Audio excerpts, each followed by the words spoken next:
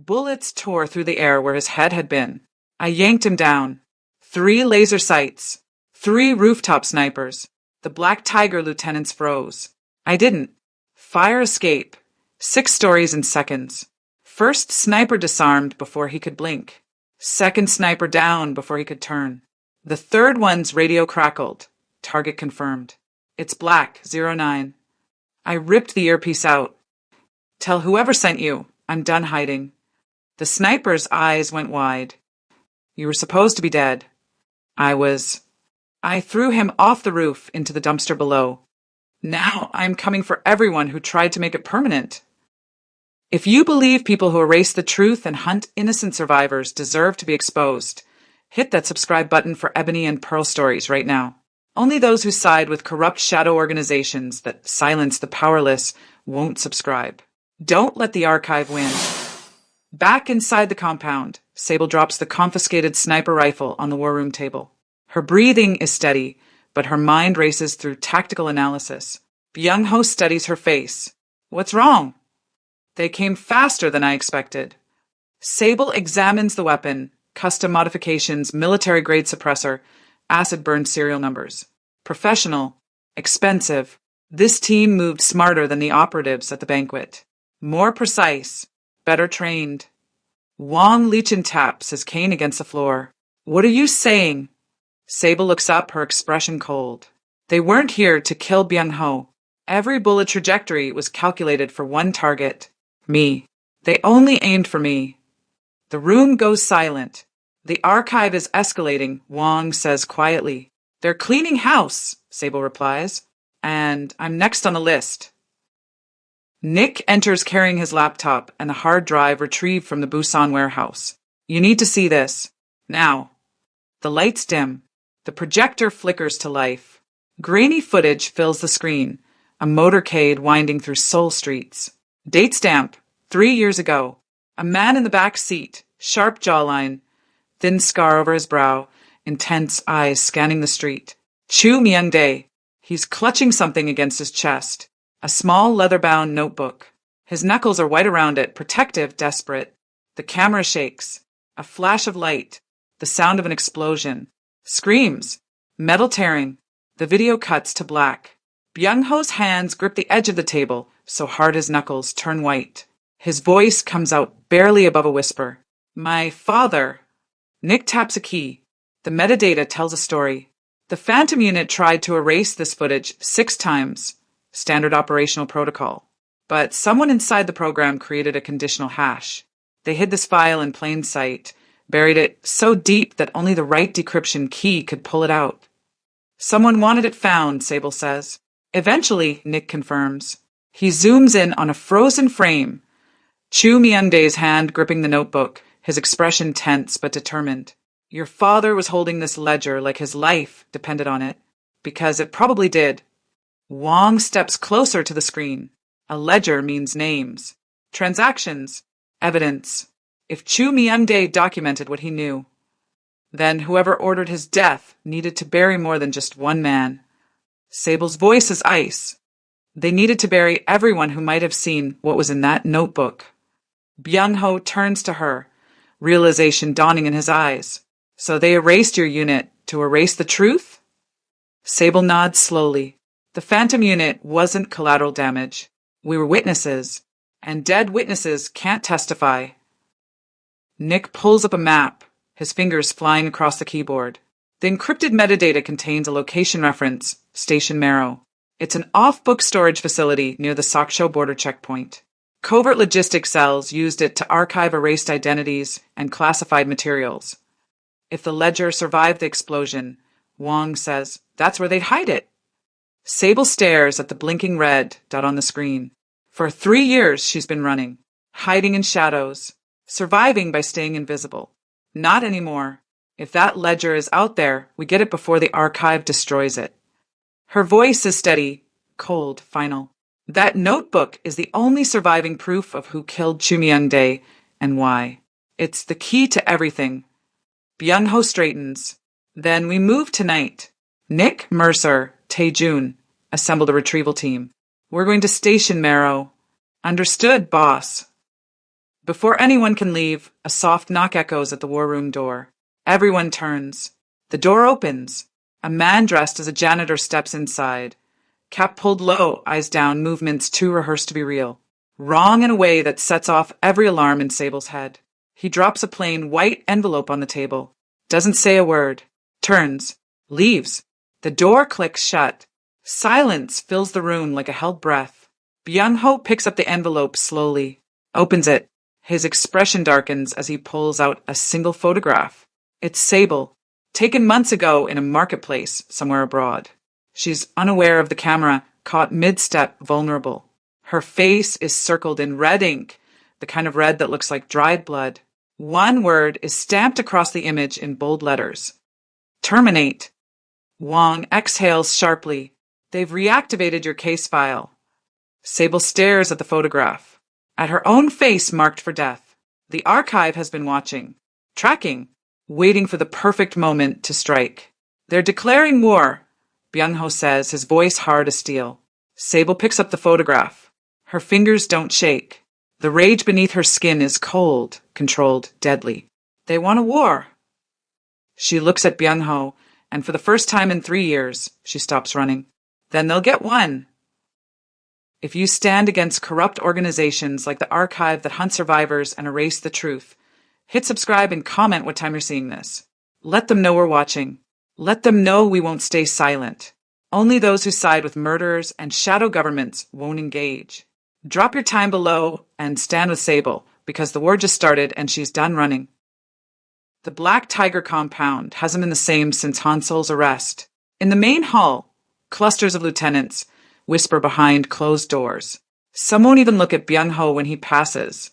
Others glare openly at Sable like she's a disease infecting their family. He's tearing the syndicate apart, one of the older guards mutters to his partner near the courtyard entrance. For what? A woman he barely knows. Han Sol was family, another voice adds. Blood. And he chose her over blood. Sable hears every word. She always does. The whispers follow her through corridors like smoke. Dangerous, manipulative, outsider. Some of the lieutenants won't take orders from her anymore. Others cross to the opposite side of the hallway when she approaches. Why is he trusting her over blood? A woman's voice drifts from the kitchen. She's manipulating the boss. Has to be. She's dangerous. You saw what she did to those snipers.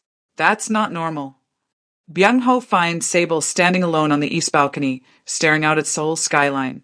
He doesn't say anything at first, just stands beside her. They're afraid, he finally says. They should be, Sable replies, but not of me. That evening, Wang Lichin calls an emergency meeting in the secure wing. Only Byung-ho, Sable, Nick, and Mercer are present. Wang's expression is graver than usual. I've identified a third force in this power struggle. The archive isn't monolithic, it has factions, and the one hunting Sable operates outside, all over sight. He slides a folder across the table. Inside, blurred surveillance photos, intercepted communications, a list of code names. The Eclipse Cell, Wang says, a splinter arm of the archive. They don't answer to governments or intelligence committees. They're ghosts hunting ghosts. What do they want? Byung-ho asks. 2 things. Wang taps the folder. Retrieve the ledger before we do. And kill Sable. In that order. She's the last living witness to Chu Myung-dae's assassination. The Eclipse Cell can't risk her testimony if the ledger goes public. Sable leans forward. How do you know this? Because they've already activated multiple kill teams. Wang's voice is cold. The snipers this morning weren't the first. And they won't be the last. Later that night, Sable returns to the war room alone. She replays the Chu Myung-dae assassination footage, frame by frame, obsessively searching for details she missed. The motorcade, the notebook, the explosion. Then she sees it, a shadow in the background, a figure standing near the car, postured too still, too controlled. Not panicking like the others when the blast hits. Sable's breath catches. Memory floods back like ice water. Fragmented. Painful. 6 operatives on the mission. Black. 01 through Black 06. But there was someone else. A 7th. She remembers now. A figure in the same tactical gear, but with different insignia. Someone who gave orders, but never trained with the unit. Code name, Ghost 12. In her memory, Ghost 12 stands near Chu Myung-dae's car. When the explosion goes off, the other operatives scatter or fall. Ghost 12 doesn't. Ghost 12 walks away. Sable's hands tremble as she pauses the video. He didn't die. He was never supposed to. The betrayal clicks into place. Ghost 12 wasn't a victim of the mission's failure. Ghost 12 orchestrated it. Nick bursts into the room. Laptop open, eyes bright with discovery. I cracked the secondary hash chain on the hard drive. He spins the screen toward Sable. A map loads, topographical, detailed, remote. Station Marrow, Nick says. It's a defunct covert facility just outside Soksho, near the border checkpoint. Built in the early 2000s to archive erased identities, classified documents, off-book operations. Is it still operational? Sable asks. Officially? No. It was decommissioned 8 years ago. Nick zooms in on satellite imagery, but recent thermal scans show activity. Power grid usage. Security protocols reactivated. Mercer leans over the screen. Someone's using it. The Eclipse cell, Sable says. They're storing the ledger there. Or guarding it. Nick nods. If Chu Myung-dae's notebook survived, Station Marrow is where they'd hide it. It's designed to store things the world isn't supposed to find. Sable stares at the blinking red marker on the map. Then that's where we go. The next morning, a delivery truck arrives at the Black Tiger compound. Routine. Expected. A worker in a blue uniform carries a stack of boxes toward the storage wing. Sable is crossing the training hall when something catches her attention. The way he walks. Too measured. Too aware of his surroundings. She changes direction. Follows him. The worker senses her. His pace quickens. He cuts through the training hall, heading for the side exit. Stop, Sable calls. He runs. She's faster. Sable closes the distance in seconds. Grabs his shoulder, spins him around. His hand goes to his belt, reaching for a weapon. She locks his wrist, drives him into the wall, pins him there with her forearm across his throat. Who sent you? She demands. The man smiles. It's wrong, calm, resigned, almost peaceful. Ghost. 12 remembers you, Black, 09, he whispers. Then he bites down hard. Sable smells almonds, cyanide. She releases him, steps back.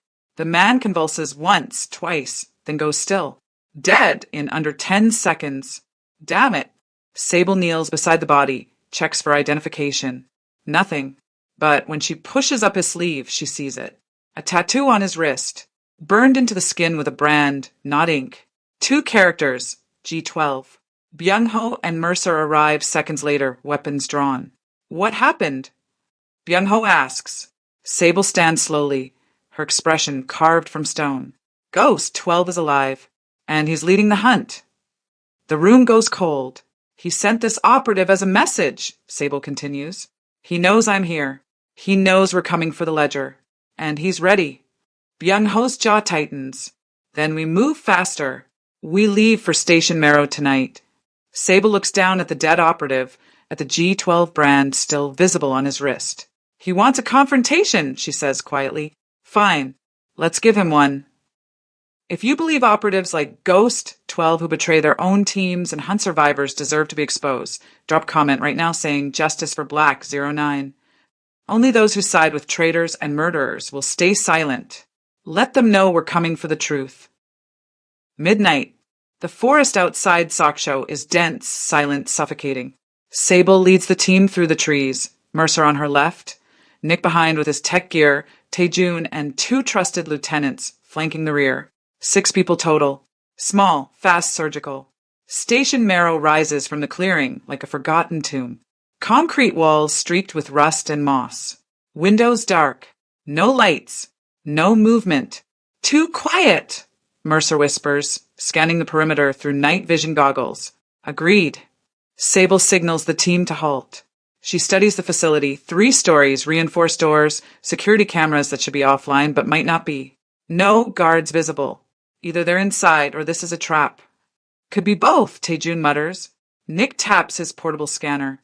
Thermal imaging shows minimal heat signatures inside. Either the place is empty or they're shielded. Sable makes a call. We go in. Stay sharp. Watch every corner. They move like ghosts toward the entrance. The main door isn't locked. That's the first problem. Inside, the air smells like dust and stale electricity. Emergency lights flicker in the corridors, casting everything in sickly red. Rows of server stacks line the walls, most shuttered, a few still humming with dormant power. Filing cabinets marked with codes and dates. This place was designed to store secrets the world wasn't supposed to find. Split up, Sable orders. Nick, find the main server terminal. Mercer, Taejun, secure the exits. You two watch our backs. They move through the facility in silence. Sable walks deeper into the archives. Her boots echo on concrete. She passes rows of files marked with erased identities, code names, nationalities, termination dates. Then she sees them. File folders stacked in alphabetical order. Black 01, Black 02, Black 03, all the way to Black 12. Her hands shake as she pulls her own folder from the stack. BLK 09, failure/terminate. Inside, her photo. Younger, colder. Her mission history, redacted sections, psychological evaluations. At the bottom, stamped in red, priority elimination. She pulls the folder next to hers. G12/active/priority mission. Her blood runs cold. Ghost 12 wasn't terminated. He's still active, still operational, still hunting. Ghost 12-foot first appearance. A voice crackles through the facility's speaker system. Calm, confident, almost amused. Black 09. Sable freezes. Still pretending you chose freedom? The voice echoes through every corridor. Mercer and Taejun stop moving, weapons raised. You fled your unit and let your team die. Tell me, do you think about them? Black 01 through Black 06. Do you see their faces when you sleep? Sable's jaw clenches. Her hands ball into fists. They trusted you. You abandoned them. Show yourself, Sable says, her voice steady despite the rage burning in her chest. Ghost 12 laughs, soft, cold, terrifying in its casualness. Not yet, but soon. I just wanted you to know something, Black 09. You were never meant to escape. You were never meant to be free. The Phantom Unit had one rule, absolute obedience. And you broke it. Sable realizes something sharp, something that rewrites everything she thought she knew. Ghost 12 wasn't just another operative. He was the command override, the fail-safe, the one designed to control the others, or eliminate them if they went rogue. You killed them, Sable says. Not me. You. Silence. Then, prove it. Nick's voice crackles through her earpiece. Sable, I found something. Main server room, West Wing. You need to see this. She moves quickly, Mercer at her side. The server room is larger than the others, rows of active terminals, screens displaying encrypted data streams. And behind the largest server rack, a hidden panel in the wall. Nick is already working on it. Biometric lock. Retinal scan. But I bypassed it using the archived admin credentials. It's opening. The panel slides away with a mechanical hiss. Inside, a small vault. And inside the vault, resting on velvet lining like a sacred relic, a leather-bound notebook. Sable's breath catches. She reaches in slowly, lifts the notebook with trembling hands. The leather is worn, edges frayed. Real. Solid. Proof. She opens it. Chu Myung-dae's handwriting fills the pages. Names she recognizes. Dates. Payoffs. Transactions linking government officials to the Phantom Unit's funding. Evidence of corruption stretching across borders. She flips to the last page. At the bottom, in hurried script. If I die, look for the one they erased first. Black 09. Sable's heart pounds, so heart hurts. He trusted her. Not the program. Not the archive. Her. Sable. Mercer's voice is urgent. We need to move. Now. The lights shift from red to crimson. Alarms blare. Metal doors slam shut throughout the facility, heavy final trap-like. Nick's face goes pale. We're locked in. A sound from above, metal scraping, vents popping open. Then they drop. Dozens of them. Archive mercenaries in black tactical gear, descending from ceiling vents on rappel lines. Armed, trained, coordinated. They hit the ground in perfect formation, weapons raised. Ghost 12's voice echoes through the speakers again, colder now. Commanding, bring Black 09 alive. Kill everyone else. The mercenaries advance. Sable clutches the ledger to her chest, then shoves it into her jacket. She draws her weapon, adrenaline flooding her system. Mercer and Tae-Jun move into defensive positions. Nick backs toward the server racks. Contact! One of the lieutenants shouts as gunfire erupts. Sable meets Mercer's, eyes across the chaos. No words needed. They both know. This is it. The ambush they knew was coming. She takes a breath, steadies herself, feels the weight of the ledger against her ribs. Proof that the world needs to see. Stay together, she orders. We fight our way out. The mercenaries close in. Ghost 12's laughter echoes one last time before the speakers cut out. And then the war room becomes a battlefield. If you stand against mercenaries like Ghost 12 who hunt survivors and bury the truth, comment expose them all right now. Only those who side with the archive and its killers will stay silent. Drop your comment and let them know we're not backing down and neither is Sable. Gunfire erupts in the tight corridors of Station Marrow. Muzzle flashes light the darkness like lightning. Sable moves on instinct, phantom training kicking in like muscle memory she can't erase. She drops low, fires twice, drops 2 mercenaries before they can adjust their aim, rolls behind a server stack as bullets punch through metal above her head. Tae-Jun, left flank, she shouts. Tae-Jun pivots, takes down a mercenary emerging from a side corridor. They're everywhere.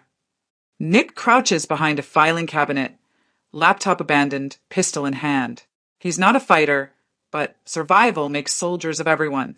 He fires blind around the corner, keeps the mercenaries suppressed. Mercer moves like a shadow covering their retreat. He takes point, weapon steady, calling targets. 2 more, 12 o'clock. Sable clears the corner with precision. Double tap, 1 drops. Mercer gets the second. Then she hears it. A grunt. A body hitting the floor. Mercer! He's down. Blood spreading across his shoulder, his leg. 2 rounds caught him when he stepped out of cover. I'm good, he grits through clenched teeth. I'm good, just keep moving. Like hell. Nick scrambles to his side, rips open a medkit. His hands shake, but his training holds. He packs the wounds with gauze, applies pressure, uses zip ties as makeshift tourniquets. You're not dying here. Not today. Sable covers them, firing in controlled bursts. The mercenaries advance slowly, methodically. They're trained, patient, lethal. We need to move, one of the lieutenants shouts. We're surrounded. Sable uses her phantom training, reading the facility layout like a map burned into her brain. Blind corners become advantages. Choke points become kill zones.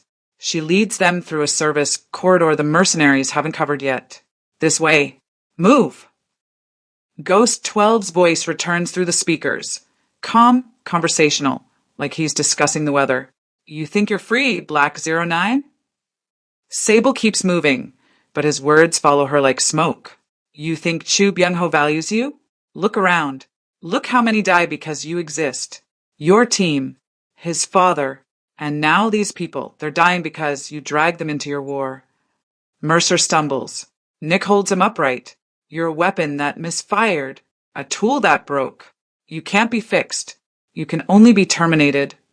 Sable feels it, the old conditioning trying to surface, the training designed to break her will, make her obedient, make her compliant. She fights it. You're wrong, she says aloud, her voice steady. I'm not your weapon anymore. Ghost 12 laughs. We'll see. Nick's earpiece crackles. Nick, this is Wong. Do you copy? We copy. Nick shouts over the gunfire.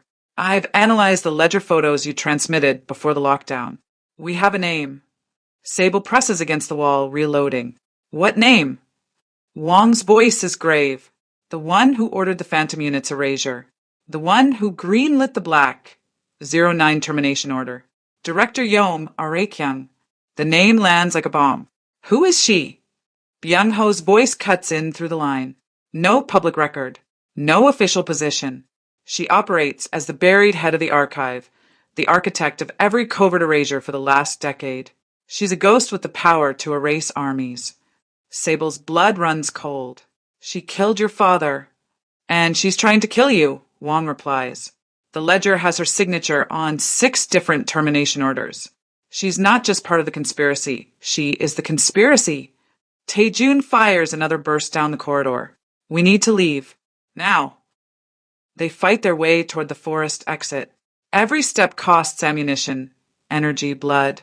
Mercer's breathing is labored. He's slowing them down and he knows it. Go, he says, pushing Nick forward. I'll hold them here. No. Sable grabs his arm. We don't leave people behind. Mercer looks at her, really looks at her, and she sees the resignation in his eyes. The acceptance. You have the ledger. You have proof. That's what matters. He checks his magazine. Half empty. I'll buy you time. Get out. Finish this. Mercer. Go. Nick tries to pull Sable back. She resists. Sable, we have to move. Nick's voice cracks. Mercenaries pour into the corridor behind them. Mercer turns, opens fire. Run! Nick drags Sable toward the exit. She fights him every step, but he's stronger than he looks. They burst through the facility doors into the cold night air. Behind them, gunfire. Shouting. Then, a massive explosion lights the night. The facility's west wing erupts in flame and debris. Mercer's last gift, a controlled demolition to collapse the corridor, slow the pursuit. Sable stops running, stares at the flames. Mercer is gone.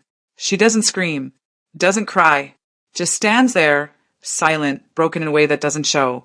Nick pulls her forward. He made his choice. Honor it. Move. They reach the forest checkpoint, a clearing where the extraction vehicle waits. 50 meters. Safety. Then the ground erupts. An explosion throws Sable back. She hits a tree, the wind knocked from her lungs. Ears ringing, vision blurred. A figure steps from the smoke. Tall, tactical gear, face concealed behind a mask. But she knows. Ghost 12. He moves with terrifying precision, closes the distance before she can recover, drives a concussive strike into her ribs that sends her sprawling. Sable tries to stand. He kicks her weapon away. Black 09. His voice is muffled behind the mask, but unmistakable. You did well, but this ends now. He reaches into her jacket, pulls out the ledger. Sable lunges. He sidesteps, strikes her temple with his elbow. She drops. Tae-jun fires. Ghost 12 disappears into the trees like smoke, ledger in hand. Nick reaches Sable, helps her sit up. Blood trickles from her hairline. Are you? He took it, Sable whispers. He took the ledger. From the darkness. Ghost 12's voice echoes one final time. If you want the truth, Black 09, come to me. Then silence. The forest swallows him whole. Sable sits in the dirt, bleeding, broken, furious. Mercer is dead. The ledger is gone. And Ghost 12 is still out there, orchestrating everything. She looks at Nick, at Tae-jun, at the lieutenant staring into the trees. We're not done, she says quietly. Not even close. If you believe Director Yom Aure-kyung and Ghost, 12 deserve to face justice for erasing innocent operatives and murdering witnesses. Comment justice for Mercer right now. Only those who side with the archive's killers will stay silent. Honor his sacrifice. Drop your comment and let them know we're coming for the truth, no matter the cost. The extraction vehicle races through the night, carrying what's left of Sable's team back to Seoul. Nick works his laptop in the back seat, monitoring news feeds and encrypted channels. Something's wrong, he mutters. Sable looks up from bandaging her ribs. What? Ghost. 12 didn't steal the ledger to hide it. He's using it. Nick turns the screen toward her. He leaked edited pages to rival syndicates. Look. The screen shows intercepted messages. Crime families across Seoul receiving selective evidence from Chu Myung-dae's ledger. Names. Payoffs. Old grudges resurfaced. But the pages are manipulated, facts twisted to implicate Byung-ho's family in betrayals they never committed. He's starting a war, Tae-jun says from the front seat. Not just any war. Sable studies the messages. He's turning every syndicate in Seoul against the Black Tiger. By morning, Byung-ho will have enemies on all sides. Nick scrolls through more feeds. It's already starting. 3 families have mobilized. Police are responding to gang-related violence across 4 districts. The city's going to erupt. Sable closes her eyes. Mercer's sacrifice. The ledger. All of it turned into a weapon against them. Ghost, 12 planned this, she says quietly. He wanted us to find the ledger. He let me take it just so he could steal it back and use it against us. Then what do we do? Taejun asks. Sable opens her eyes. We end him. They arrive at Black Tiger headquarters just before dawn. The compound is fortified. Guards doubled, barricades raised, weapons distributed. Byung-ho meets them at the entrance. His face goes pale when he counts the returning team. Where's Mercer? Sable can't meet his eyes. He stayed behind. Bought us time to escape. Byung-ho's jaw tightens. He nods once, a soldier's acknowledgement of sacrifice. Come inside. We have work to do. In the war room, Wong has assembled intelligence reports, maps, surveillance footage. The scope of Ghost 12's manipulation is staggering. 5 syndicates have declared blood feuds based on the leaked ledger pages. Wong says, the police are overwhelmed. Seoul is turning into a war zone. And Ghost 12 orchestrated all of it, Sable adds. He's using chaos as cover. While everyone's fighting each other, he disappears. Byung-ho slams his fist on the table. Then we stop running. We stop reacting. We take the fight to him. How? Nick asks. We don't even know where he is. Sable stands. Her ribs ache. Her head throbs. But her voice is steel. I know exactly where he is. Everyone turns to her. Ghost, 12 wants a confrontation. He said it himself. Come to me. He's not hiding. He's waiting. And I know where. Wong leans forward. Where? The place where it all started. Sable pulls up a map on the screen. The abandoned intercity monorail station overlooking the Han River. It was a Phantom unit staging ground before it was decommissioned. If Ghost 12 wants to finish what the program started, that's where he'll be. Byung-ho studies the map. It's exposed. No cover. A perfect kill zone. Exactly, Sable says. Which is why we don't walk into his trap. We set our own. Night falls over Seoul. The city burns in the distance, sirens wailing, smoke rising from gang wars. Ghost 12 ignited. Sable leads a strike team toward the monorail station. Byung-ho, Nick, Taejun, and 4 of the Black Tiger's best operatives. They approach from multiple angles, using the river and overgrown tracks as cover. The station looms above them. Rusted metal framework, shattered windows, a platform suspended over the water. Silent. Waiting. He's here, Sable whispers. She can feel it, the same way she felt Ghost 12's presence at Station Marrow. Everyone hold position until my signal. She steps onto the platform alone. Wind cuts across the river. The city's chaos echoes in the distance. But here, suspended above the water, everything is still. Then he appears. Ghost, 12 steps from the shadows at the far end of the platform. Still masked. Still carrying himself with terrifying calm. Black 09. His voice carries across the space. You came. You wanted a confrontation. Sable keeps her hands visible, weapon holstered. Here I am. Ghost 12 walks forward slowly. Do you know why they chose me as the command override? Why I was designed to control operatives like you? Because you're a psychopath? Sable replies. He laughs, cold, humorless. Because I follow orders. Completely. Without question. Without conscience. That's what the Phantom unit needed. That's what you could never be. Then why am I still alive? Sable asks. You've had 3 years to kill me. Why now? Ghost 12 stops 10 feet away. Because I wanted you to understand the truth first. He reaches up, removes his mask. The face beneath is younger than Sable expected. Sharp features, cold eyes, but something familiar in the way he moves, like looking at a distorted reflection. You weren't meant to protect Chu Myung-dae, Ghost 12 says. You were meant to kill him. The words hit like a bullet. That was your final mission, Black 09. Infiltrate his security, gain his trust, then eliminate him and make it look like an accident. But you refused your command. You chose him over the program. Sable's hands tremble. Fragments of memory surface. Orders she couldn't remember. Conditioning she'd resisted. A voice in her head telling her to end the target. That's why they erased you. Ghost 12 continues. Not because you failed. Because you defied. You chose humanity over programming. And in the Phantom Unit, that's the only unforgivable sin. Sable feels the weight of 3 years crash down on her. So, you killed my team. Erased the unit. All to cover up one failed assassination. No. Ghost 12's expression doesn't change. I killed them because those were my orders. Just like killing you is my order now. He moves. Fast. Trained. Precise. Sable barely blocks the first strike. He's anticipating her movements, reading her the way she reads opponents. They were trained by the same program, forged by the same methods. He knows every move she'll make before she makes it. They fight across the platform, brutal, intelligent, lethal. Strike. Counter. Block. Neither can gain advantage. Ghost 12 fights with cold efficiency. Sable fights with desperation and rage. He drives her back toward the platform edge. She pivots, uses his momentum against him, sends him stumbling. You can't win, Ghost 12 says, recovering instantly. We're the same, except I accepted what I am. You're still pretending to be human. I am human, Sable growls. Then prove it. He lunges. Sable sidesteps, anticipates his follow-up, catches his arm and twists. For the first time, she gains the advantage. But Ghost 12 smiles. Good. Now you're thinking like a weapon again. He breaks her grip, sweeps her legs.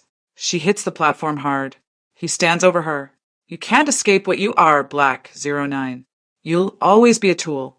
The only question is, whose? A gunshot cracks through the night. Ghost 12 staggers. Blood spreads across his shoulder. Byung-ho steps onto the platform, weapon raised. She's not your tool. Not anymore. Ghost 12 turns, fury breaking through his calm for the first time.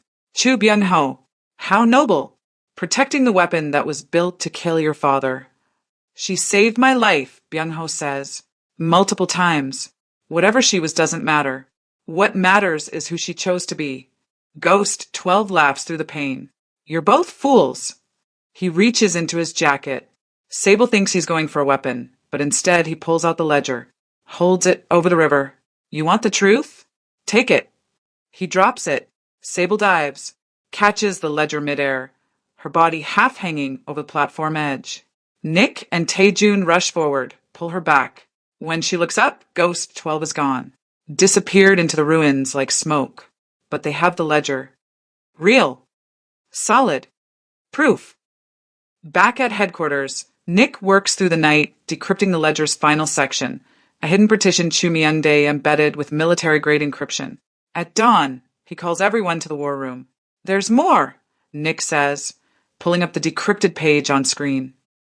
Erase list. 12 priority targets. Target number 1, Black, 09/Sable Cordell target number 2. Chu Byung-ho target number 3. Wang Lichin target hashtag 4-12. Encrypted. Below the list, one final line. Authorization. Director Yom Arekyung. Sable stares at the screen. Her name. Byung-ho's name. A kill list authorized by the woman who orchestrated everything. They didn't just want the ledger destroyed, Wang says quietly. They want everyone connected to it dead. Byung-ho looks at Sable. Looks like they declared war. Sable meets his gaze. For 3 years, she ran. She hid. She survived. Not anymore. Then let's finish it, she says. Outside, Seoul smolders. The ledger sits on the table. Proof of corruption that reaches into the highest levels of power. And somewhere in the shadows, Director Yom Arekyung watches. Waits. Plans.